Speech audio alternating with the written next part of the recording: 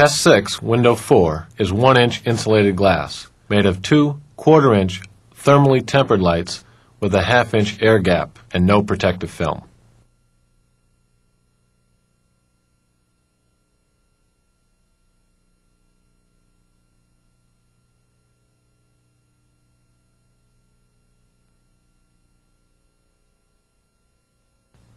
The glass shatters, flies inward, and over 100 glass shards impact the back wall. Security condition 5.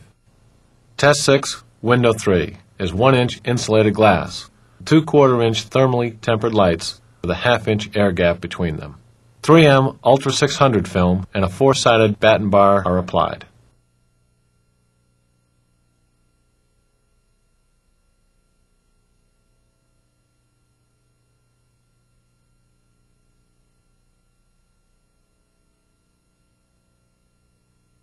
As the window breaks, the film is completely retained in the frame.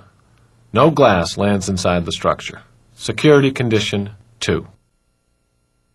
These independent tests conclude that the threat of injury due to flying glass can be greatly reduced with the use of 3M Scotch Shield security window films.